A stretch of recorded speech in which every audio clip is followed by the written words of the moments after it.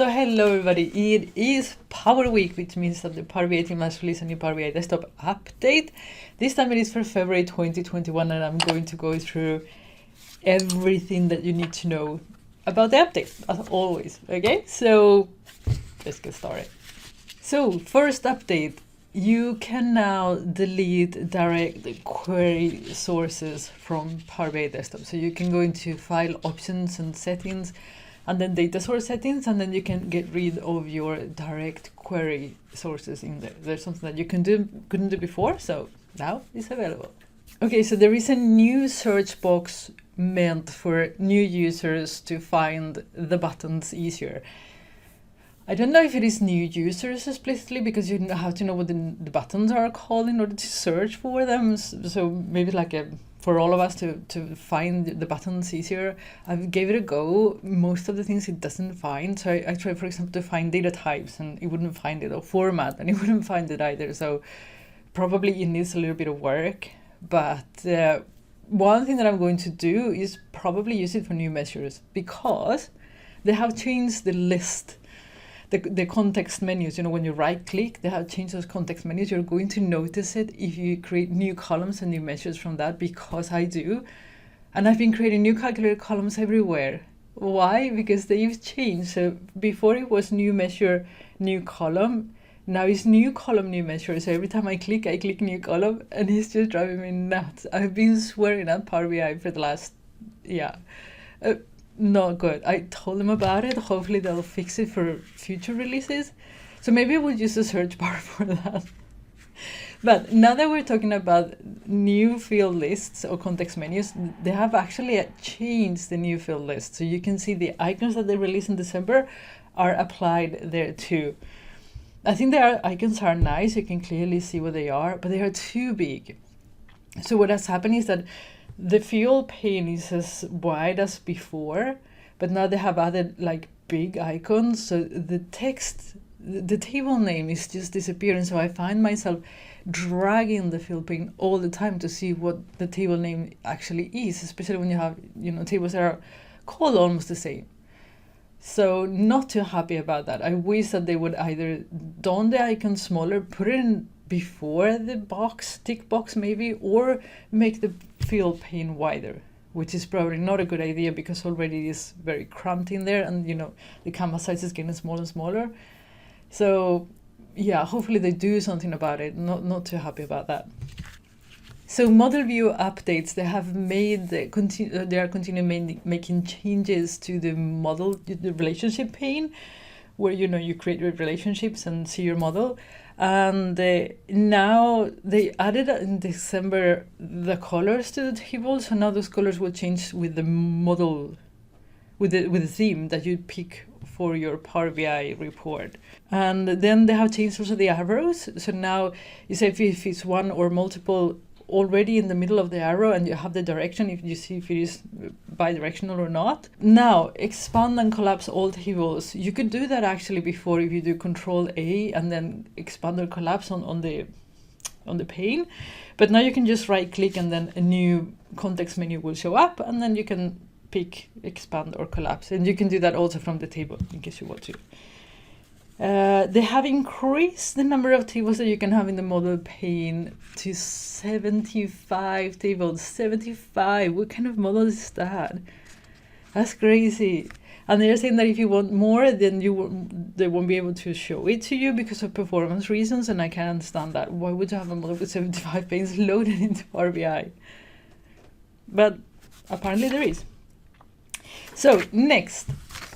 Small multiples. So the small multiple visuals was introduced in December, and now they allow you to have background colors and grid lines, and that is quite nice because it was very difficult to differentiate the different buckets from the small multiples. So now you will be able to give it some color and make it more visible. So that is a nice update.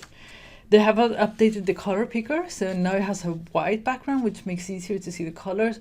And the actual color picker is a lot better because you will have like shades, and then you can have RGB colors also. So nice work for sure. When it comes to mobile, while editing mobile reports, you will have snap grid lines. and for the mobile app experience. And now you will be able to find and endorse content easier, and free users will be able to navigate to its workspaces. Before it was only this shared by me, not anymore. They will be actually able to go to the workspace and see the content that was shared with them. So there are new filter operations on the filter pane. You can now select is empty and is not empty. I've actually never realized that they were missing, but that's nice. I'm sure that I'm going to use them. More news, there is more control over certificate revocation to the web connector. I had no idea what they were talking about, and then they started to talk about enterprise and proxy connections. So if you're an enterprise, this is for you. If you are not, don't worry about it. This is not for you.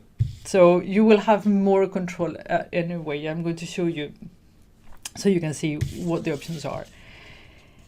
Anomaly detection has been added to the ribbon. I guess this is a way to promote anomaly detection. And if we move to data connectivity, there are a few things that have happened there. We have a new team connector, so you know how much time you spend on Teams. Probably you don't want to know. There is a support for custom roles for Snowflake. There is Parquet files.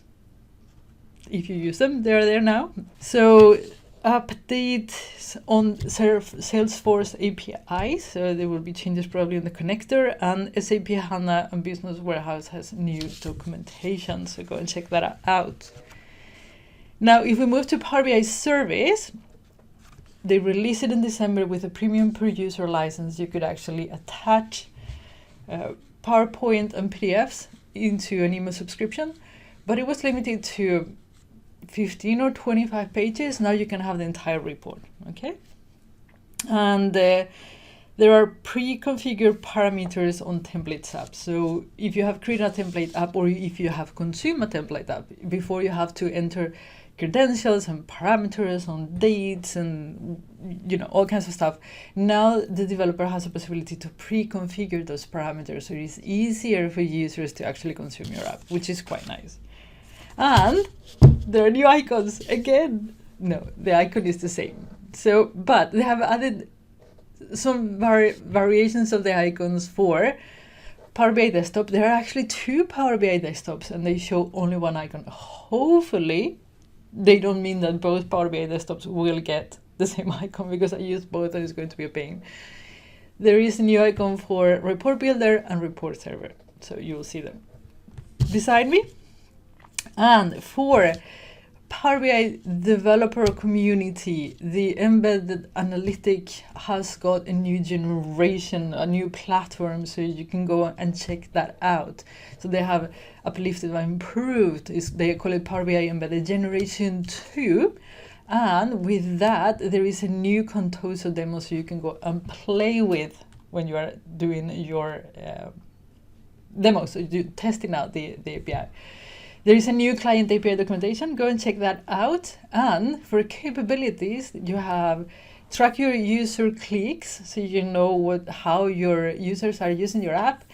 Group extension commands, it means that you have these context menus. You can have sub menus like you have in Power BI Desktop. Nice. You can save reports to different workspace. That's quite nice. And new and improved filter experience. I'm going to link down below to the announcement, so you can read in more detail in case you're interested to these updates. So what was your favorite update this month? I'm not sure I have a specific one that is my favorite. There are some nice ones, nothing that really sticks out. So let me know which one is your favorite. And I will see you again on Friday with another DAX Fridays. I'm not sure what's it going to be, but hopefully something good. So enjoy your day. Bye-bye.